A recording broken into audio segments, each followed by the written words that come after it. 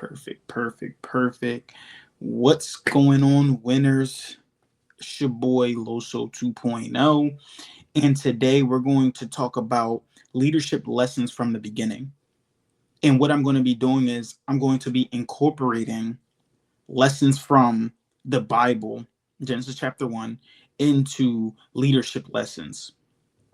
So you're going to get a little bit of Bible study, but you're also going to get some tips for leadership and some notes too as well. So definitely tune into this. You're going to get it from a metaphysical leadership stance, everything that was going on in the first chapter. So giving you a brief overview of Genesis chapter 1. As you know, it was talking about in the beginning, God, what he did in the first 6 days, creating animals, creating humans, creating man, creating the sea, earth, heaven, just the overall creation of things, putting them in order and giving purpose to said things that he was creating in the beginning. So I want to talk about how I personally have been starting with my business, my speaking coaching business. In the beginning, as you guys know, I started back in 2020 to 2022, no, 2020. That's when I graduated. So 2020, year 2020. And in the year 2020, you could see me constantly posting just terrible posts, just terrible content, me looking like anything. On top of just me looking like anything, also me posting pretty much nothing, everything I was learning from the books and just reteaching them as well. No real order, no real purpose to what I was doing. I was just doing it. And as you see me kind of go along and grow in this year, you see me developing teams and different things that are things that I learned through leadership as I continue to grow with my company too as well.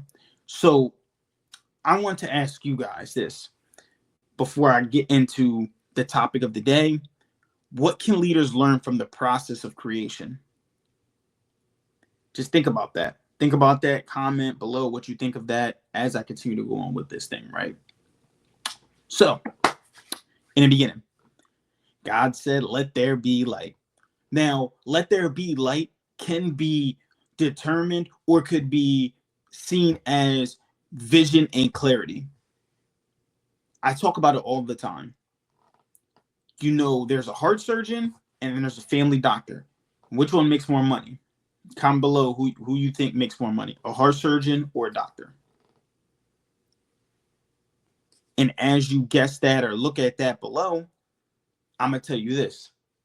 The heart surgeon makes more money. Why? Because the heart surgeon is more focused in, he's more niched down into what he does. So the more clarity, the more focus that you have, the better off that you're going to be, the more money you're going to make, the more impact that you're going to have.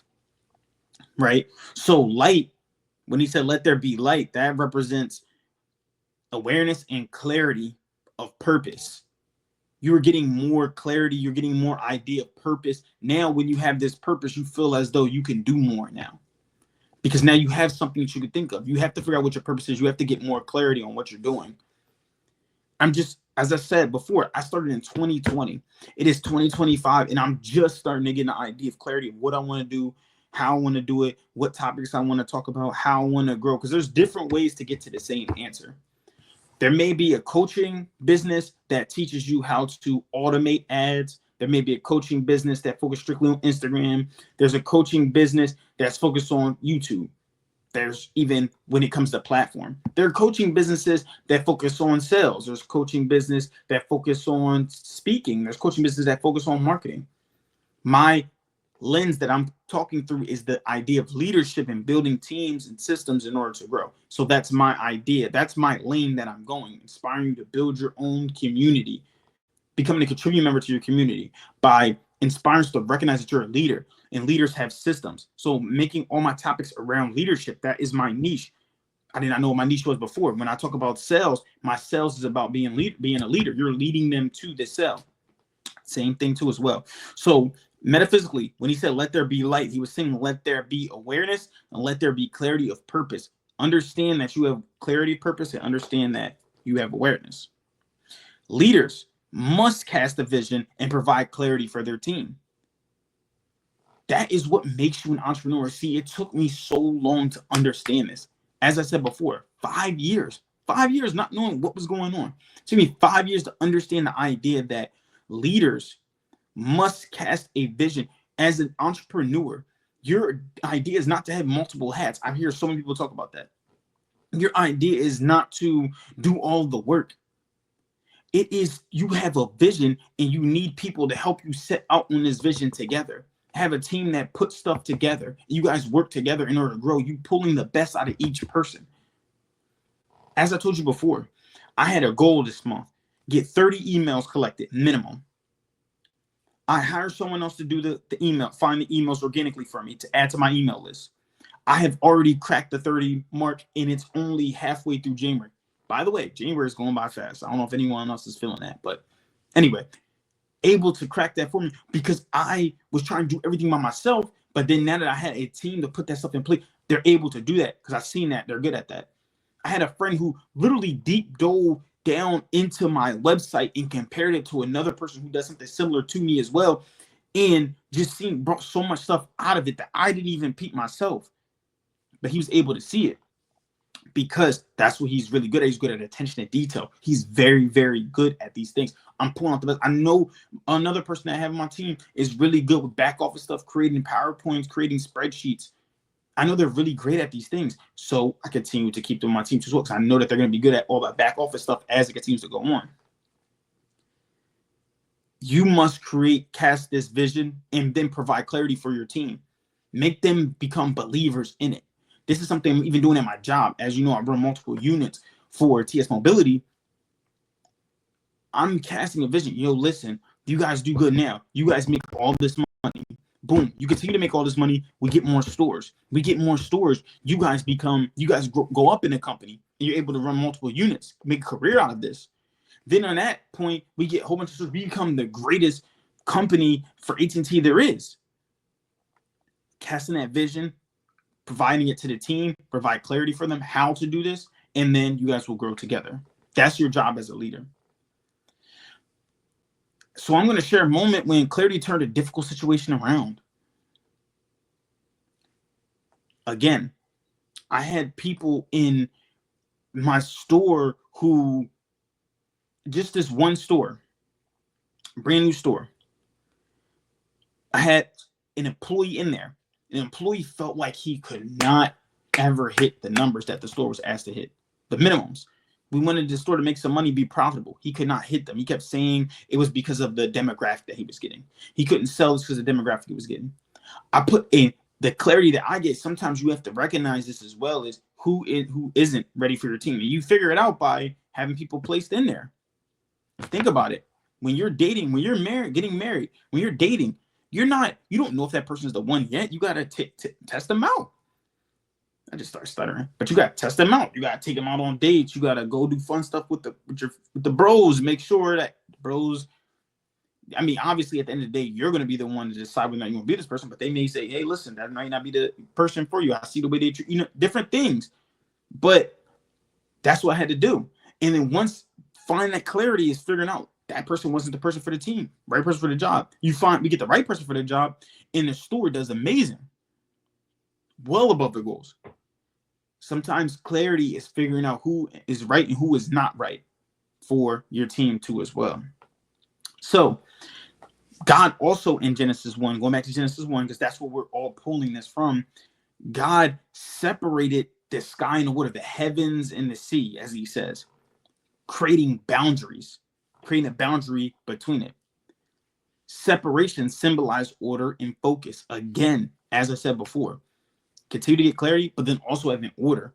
My job as the entrepreneur, my niche is to inspire students, as I'm speaking to students in high school and college, or startup entrepreneurs to recognize themselves as leaders and become contributing members to the community.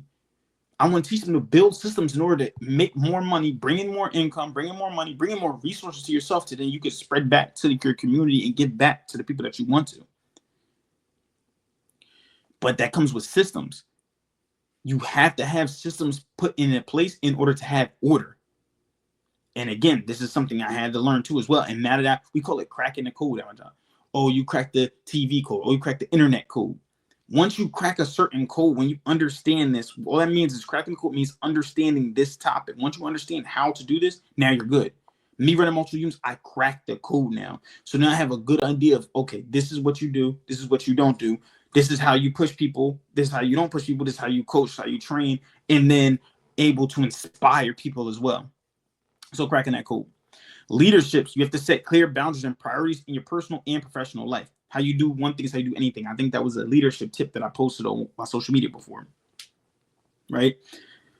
If your personal life is not in order, how can you be professional other things? There was a store before that I went to, one of my stores that I visited. Went in there, bathrooms dirty, trash all over the place, person's chilling on the couch, laid up on the couch, but the store is not hitting their goal. Then you start to realize this is the reason it's not hitting their goal, because how you do one thing is how you do anything. If I see you laying up on the couch, how can I expect you to, when a customer comes in, you're full of energy and ready to just help them? You have to keep that momentum going. You have to keep doing things. So that is really what it's about. Setting boundaries in your personal and your professional life. And but also, like I said, setting boundaries and letting them know, like, this is what it is. And if you don't follow these things that we have in place, you will not, you won't be on this journey with us. And then finally, teaching the audience, like I'm teaching you guys how to identify and enforce boundaries with confidence. Because sometimes when you first do it, you may feel weird about it. So this is how you would do it. The thing is this, it's micromanagement when it needed, right? What do I mean by that? My stores that do well, I leave them completely alone. I may check in with them throughout the day. Hey, listen, oh, you doing good? Oh, don't do this. Just check them a little text message. Stores that aren't doing so good, they hear from me a little bit more often, right? And then the good stores that good, when I go in, I just check in and make sure operational stuff is all cleaned up, cleared up, everything looks clean and stuff. Most of the time it is. It may be a little few tweaks. Other times it's, you could tell, like I said, when the store's doing good, when the store's not doing good. Just by these same things, by looking at how they carry themselves. And then it's also timing. First week of the month, let's say you're doing this in a 30-day period. The first week, you kind of just let them cruise. You give them the goals, you let them know what they got to achieve, see if they can freestyle, see if they can get it done. The next week, the stores that are not trending, you start to kind of apply a little bit of pressure, maybe some text messages, whatever. The stores that still not doing, or your locations or your employees are still not doing what they need to do in the last half of the month, you have to be on the phone every couple of hours, following up with them on the phone, putting a lot more pressure on it. So you have to figure out what that is for you, what your pressure 1 is, your pressure 2 is, and then your pressure level 3, which may be you actually physically doing it yourself. And if it gets to that point, you give them 3 months in a row, and anything you do, you get 3 months to kind of prove yourself. 3 chances.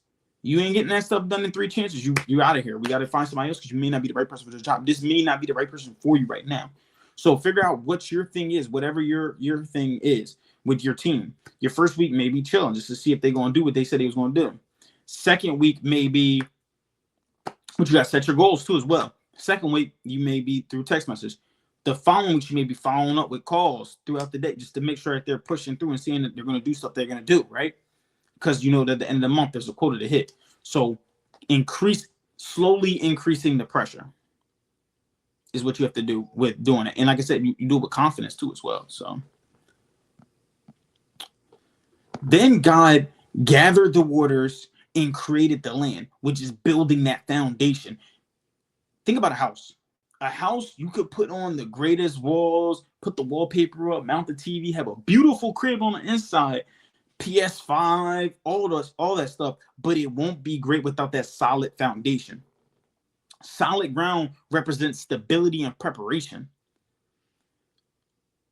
Success comes when Preparation meets opportunity. Think about how many opportunities you probably had in life, but you weren't prepared for it. Maybe you were prepared to get in the game now when you've been sitting on the bench, but you wasn't prepared for it because you were sitting there pouting the whole time. I know what that feels like. Maybe you were prepared. Maybe opportunity comes your way where you're about to work with someone that's really, really high up in business, but you don't even have the clarity to understand what your business provides and what your business does for the person. Opportunity meets preparation. You're not prepared. Now you're not good. Or you just keep preparing, and you never seek opportunities. Can't be like that. It represents stability and preparation. You got to have systems in place, and you got to be prepared for when the opportunity comes to as well. Strong foundations, value systems, and culture are essential for growth. People, sales, operations. I say it all the time. Right? Culture is very, very important. I literally have my stores in my job bark when they call with the dog pound, like having that strong culture. Even times you don't even feel like barking, you gotta bark. They have to have an identity to them. Our team's identity is hustling. You have to be a hustler on my team. You have to be an extreme hustler, or you won't get the job done. We understand that because that's what we do. That's our values. That's our culture. And then, like I said, I had them systems in place with how the level of micromanagement, the level of pressure, the level of coaching, and you put it in a spotlight. The coaching in a spotlight it's coaching, not just you're micromanaging. Because if you're just micromanaging all the time, they're never going to get better. You have to see if they're going to get better by actually coaching. You can't just say, I need you to do this, I need you to do this, I need you to do this. I'm telling you how. That's why I need you to call me so that way we can go over it together so we can see. It's a coaching opportunity. But if you don't ever get better, then I have to move on, unfortunately. And that's how it helped me build my multiple locations. So then God created plants in life, which is growth and nurturing potential. Growth symbolizes potential and abundance. There is a great abundance of money out there. There's a great abundance of whatever you want to do. Maybe you want to be a streamer. Maybe you want to be a motivational speaker, such as myself. Maybe you want to have your own clothing brand. There's so much of it out there. So much money out there. So much opportunity out there. You don't have to feel like you have to hurry up and get it before there's no more. There's going to be more opportunity always. And you got to find that potential. See, leaders are gardeners. You nurture talent and encourage development. I say it all the time on my team. I see you. I see the potential. And this is a very important concept of being a leader, right? That I told you before. When I put my team together, I looked at what they were good at. I knew my friend was really, really great at attention to detail when it came to technology. Better than myself, way better, super smart. Helped me with the websites, helped me with SEO stuff. He's helping me with that stuff. I knew that my sister was very, very great with organizational skills, creating PowerPoints, making everything look good. That's why I pulled that out of her. Another person reached out to me, but I knew that they were hungry. And I was like, listen, if I can do anything with a hungry individual, I'll tell you that right now. I can do anything with a hungry individual. And they're capable to be so likable and have that great, just like that hustle that I needed. Very able to talk to people. Got them to get stuff too as well. Get my organic email leads. You have to figure out, as a leader, you have to figure out what the talent is. You have to figure out what their potential is, and then pull out that potential in them. See that sparkle in their eye, make that into a star. And that's how I was able to do that. Then God had the creation of the sun, moon, and the stars. Time management and focus. See, metaphysically, celestial bodies symbolize cycles and structure. Again, going back to leadership. When you are in leadership, you have to build structures and systems along with the culture too as well to inspire and bring stuff out of people. You have to master time management and create routines that align with your goals. As I showed you guys before, I literally have a spreadsheet of stuff I need to do every single day or through the month. And then as it gets completed, it turns green. And then I have to trend it. And it goes month by month. And then as I increase on a month, as I get done a certain amount a month, I then go and increase the goal by 10%, 10%, 10%, 10%. By the time 10 months is up, I'm 100% better than I was last month. Create systems that align with your routine because you have to be you're the head of the snake. You have to be on top of your business too as well. Then he had the creation of animals and humans, collaboration and stewardship. Humans represent consciousness and responsibility, right? Being a servant leader who empowers other people, you have to be a people person and be in leadership. It just doesn't make sense if you can't even communicate with people. That it makes no sense for you to be a leader. We have people at my job who are great salespeople. They're better salespeople than I am. I tell them all the time, you are such a great salesperson, better than me with the system, better than me in so many different things. But what separates them from leadership is their ability to be a servant leader, their ability to empower other people to be great. They can't do it. They have a struggle with empowering people to be great. Instead, they drain from people. You as a leader, you have to find that spark in people's eyes, like I said, and make it into a star. You have to be able to find what someone's good at and really bring it out of them. You have to figure out what their why is, really dig deep and be able to bring that out. And if you can't bring that out in that person, which I don't like saying can't, but if you don't see a way to do that, then they may not be the person for that. They just might not be. Right? And then the last day was time for rest and reflection. See, rest signifies balance and renewal. You must prioritize rest as a leader to sustain long-term impact. You cannot be a great leader and you're not able to rest. You have to rest is just as important as you working as hard. That's why it's so great for things like, I'm taking a trip in a couple weeks, going to Houston. I need this trip. And then a few months after that, I'm not going to say too much because it's supposed to be a surprise, but doing something else a few months after that, about 4 or 5 months later after that, you have to continue to do, you have to have that rest. I always say play hard, work hard, play hard. I love that song, but it's true though. You have to work hard, but you have to play just as hard too as well. You have to go do things that you want. You spend some random money that you really didn't want to spend, right? Budget for things like that. You can budget for it too as well. That's the thing I'm learning because I'll just be spending that junk, but actually learn how to budget for these things. You have to do that. You have to I even have goals in my phone of having fun. All right, listen, I need to play the game at least this amount of minutes this month. I need to play chess, which chess is fun for me, but it's also really mind-boggling to me as well. You need to do this month. Like actually create goals, create sections in your day in order to have fun. That sounds crazy, but you really got to do that for fun things that you want to do as well. So you understood the key leadership lessons from Genesis 1. Maintaining that, getting that rest, being a servant leader for empowers others, get that time management and creating routines that align with your goals, becoming a gardener, nurturing talent and encouraging others, creating strong foundations of value systems and culture for growth, setting clear boundaries and priorities in your personal and professional life, casting a vision and providing clarity for everyone on your team. These are all those leadership lessons from just Genesis chapter 1. I'm going to encourage you guys for something for a second. I want to encourage you guys to reflect on how you can apply these lessons to your own leadership journey or your own business or whatever it is that you want to do in leadership. Maybe it's nonprofit, whatever it is.